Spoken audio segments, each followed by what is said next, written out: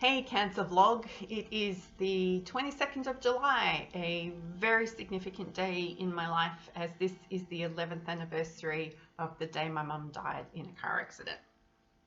Having a cancer diagnosis doesn't stop those things from coming up in your diary, and it doesn't stop you from feeling all the feelings.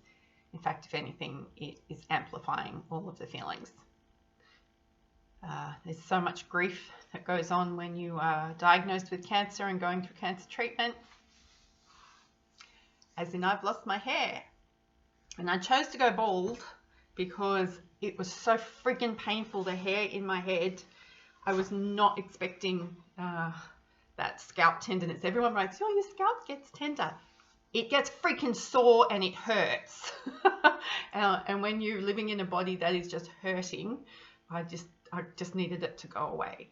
So Monday night, which would have been the 20th, my beautiful hairdresser Suzie took all my hair off.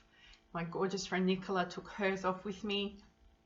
And my husband was there to support and encourage and provide transport and take photos and all of that. So it continues to surprise and amaze and make me mad how breast cancer treatment affects those parts of our body as women that make us women.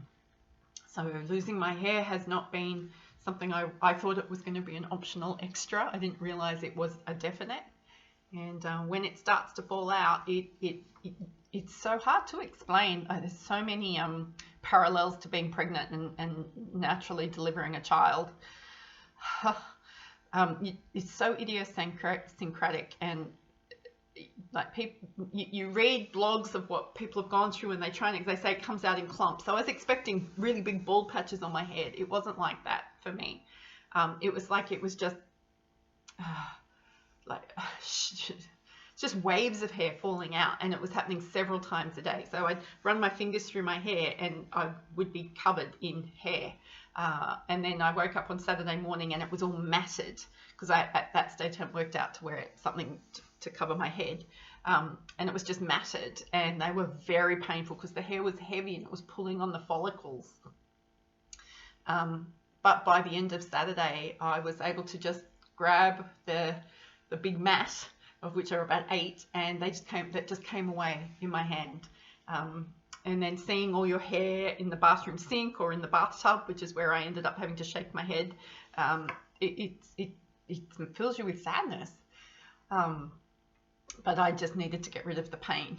On a side note, what I did discover was really good for managing my scalp pain when I could touch my scalp, because touching it was not an okay thing, was using topical CBD oil. So there's a bit of a clue for someone else who might be watching this who might need to manage pain of the scalp. Like, seriously? Pain in my feet, pain in my hands, pain in my belly. The gastritis is fun. That's ongoing. You just have discussions with your husband about bodily functions that you just never want to have. I didn't want to ever have these discussions with my husband, but anywho, we're having them because it kind of consumes you in the moment. So a pretty amazing thing happened when I posted on social media about taking my hair off, which was it was not supposed to be about me taking my hair off. It was about thanking Nicola and John and Suzie for being a part of that moment, because it was incredibly precious to be so supported and so loved and so cared for in that moment. And not just, Suzie was so tender, and she was fun, and Nicola was just having so much fun, and it involved her family and her kids, which was just delightful. And John wanted to be a part of it as well, and that was really helpful for me and stopped me feeling like such a freak, because I still feel like I look like an alien, regardless of how many people tell me I've got an amazingly shaped head. What a weird thing I never thought I would hear anyone say. And yes, it's hair, and intellectually we know it's hair, and it will grow back, and there are plenty of stories of women whose hair grows back, and it's amazing, and it's luscious, and it's curly, and it's beautiful.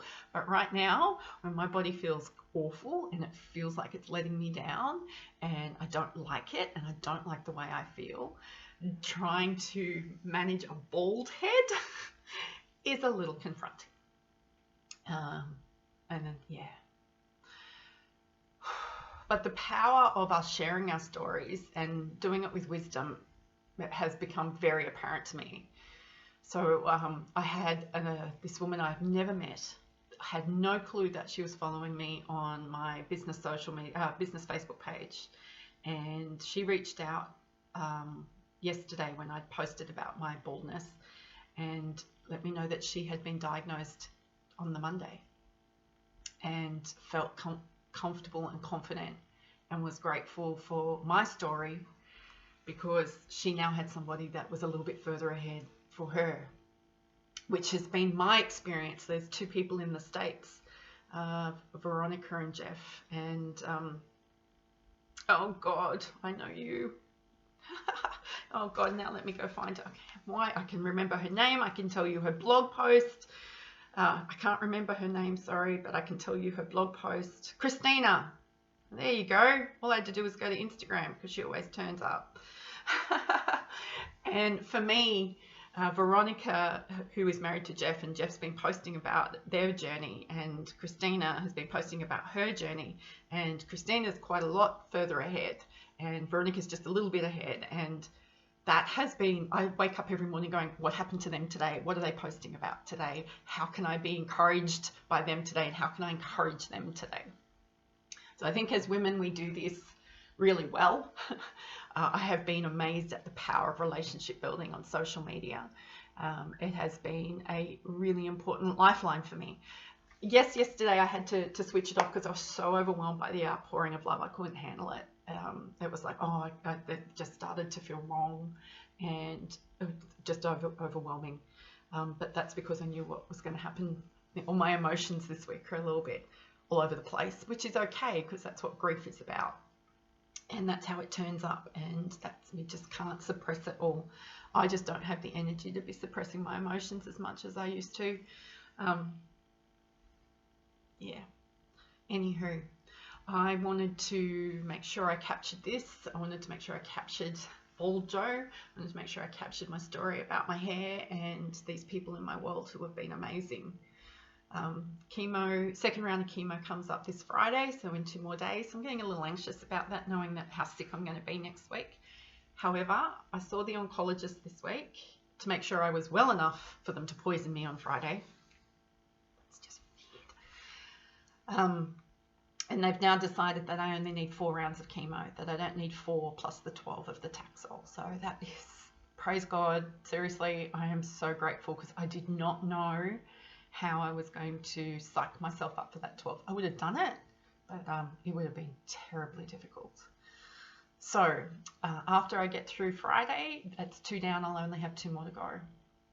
And then we're going to get through the chemo bit, and John and I are going to go away to Far North Queensland for a week, and then we're going to come back and deal with the surgery. So it kind of feels like there's an end in sight. Having that extra 12 rounds of chemo on top of this was making this feel very, very long and arduous.